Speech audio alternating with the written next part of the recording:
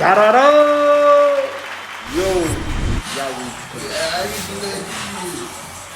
Yo, we're playing in this background, man. It's this micro mail we have up for sale, man. He's going for 1,500.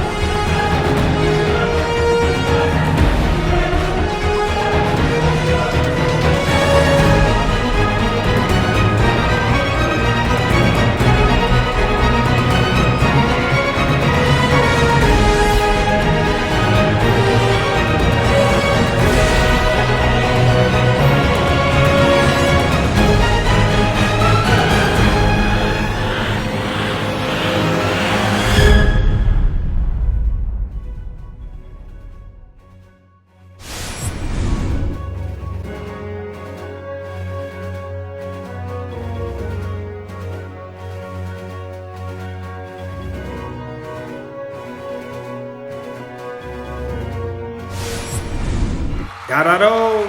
Welcome to Jump Street Kennels, man. Thank y'all for tuning in. Today, this is going to be another story time video.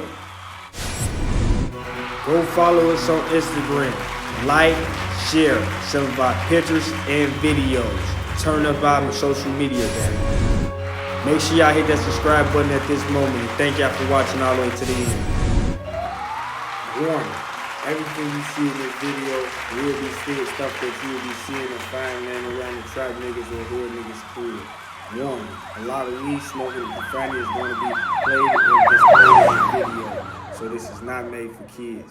Da-da-do. Pause. Take this time and roll up. Da-da-do. You need Jump Street Kennels, man. This is another story time. And today we going to have a track with it. So stay tuned. Da-da-do. Man, y'all reached another weekend of Jump Street Kennels, man. And this is another story time video. So you know what? This one is a little tragic one. It's gonna be a little hard for me. So I'm gonna go ahead and flame this blunt up and get it started. But before I flame this blunt up, normally my story times I have my face right here. But on this story time, most of them, I'm just gonna have pictures and video being displayed. So at this time, let me flame up.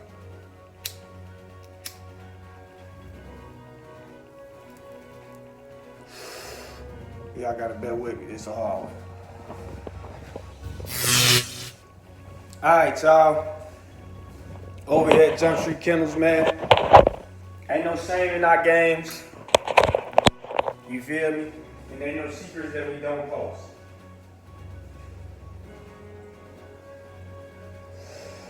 Yep, you guys. Give me a second, Dustin. I'm very emotional right now at this time. Something tragic very happened. Right now, this video is a story time.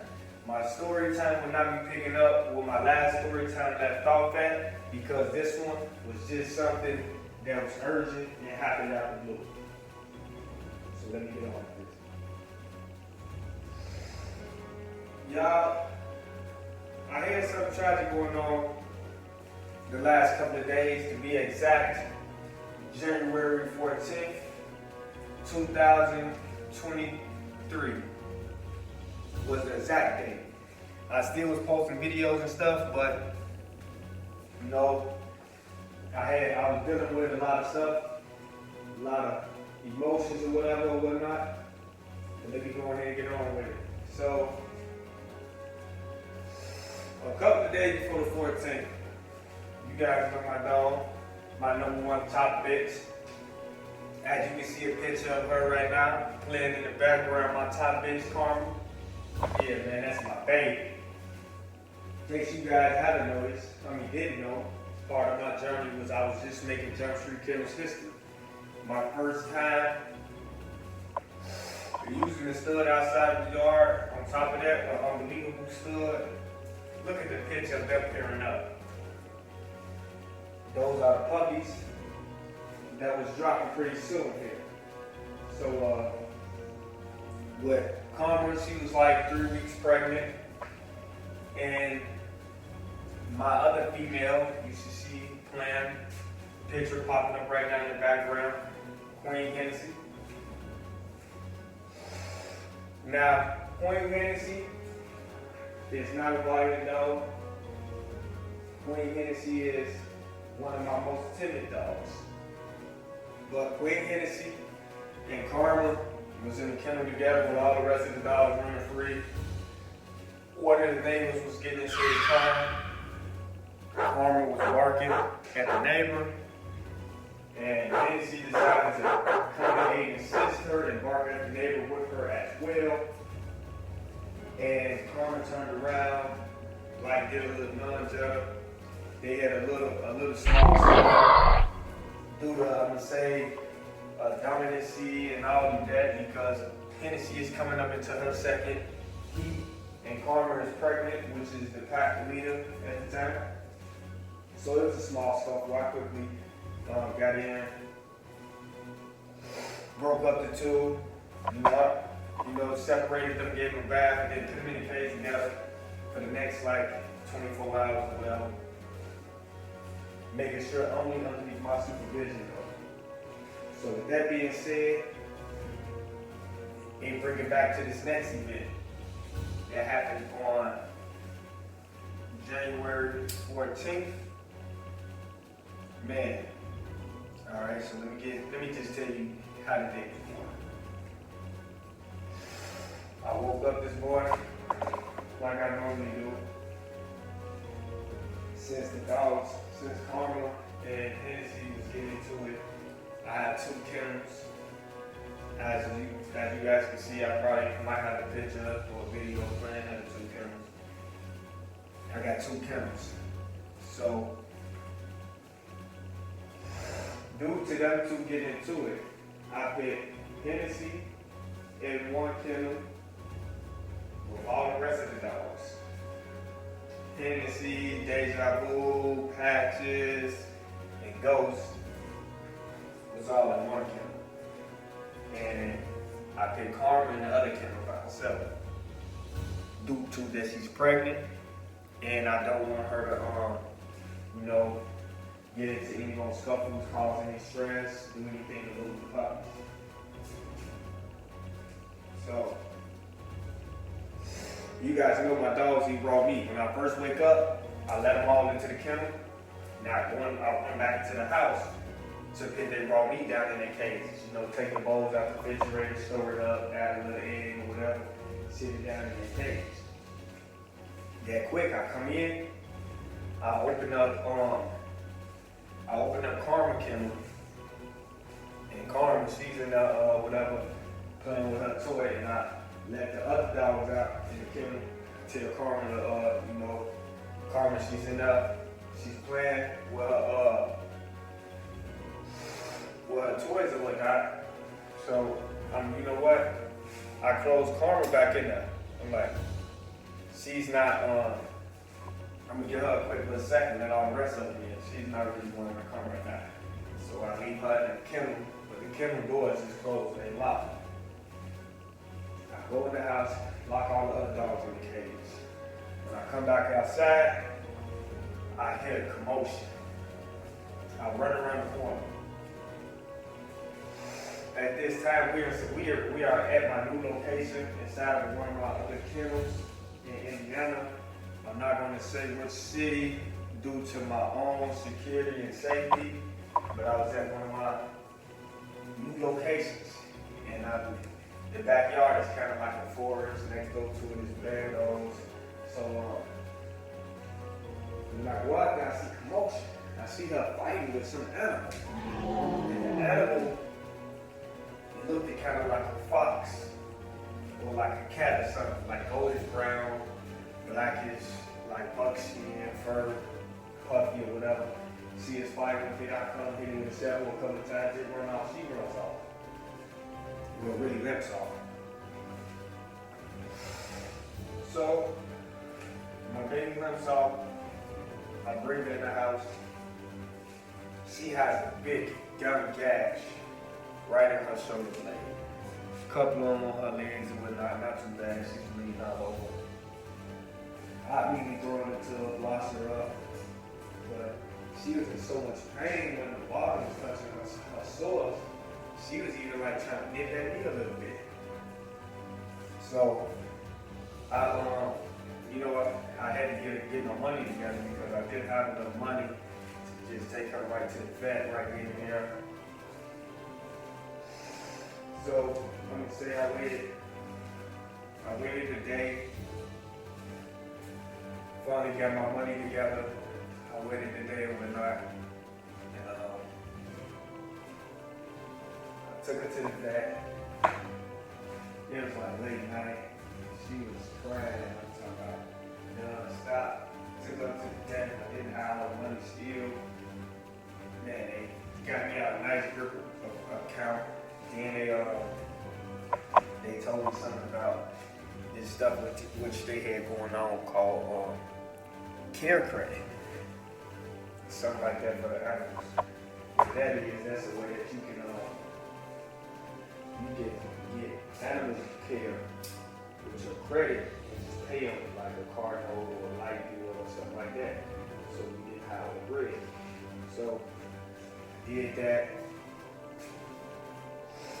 They probably improved like $3, they still wanted more. But with all what they didn't have, we scrapped up, we put together, we paid the people. They gave us shitloads of medicine. Then told me we had to come back every day to get the bandages switched. We can't switch it at home. She had laser surgery, but they said she lost a lot of blood. They put a catheter in her for IVs and fluids. She was very dehydrated from that day or two that I didn't bring her in. And her arm got caught in infection.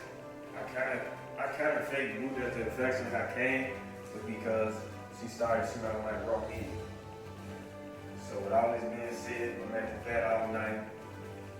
They finally give me the okay. My dog's gonna be okay.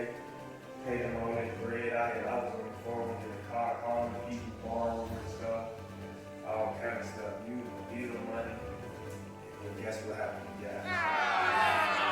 Get her, bring her home, and tell me she's going to be found. My next dosage of medicine was probably due at 8 in the morning. We was leaving that at 6. I'm gonna say, right when it's coming time for you to feed up her medicine, I noticed that she really wasn't all that hungry for the last couple of days, but since we brought her back, I noticed that she had she was kind of dizzy, didn't really want to do too much food and whatnot.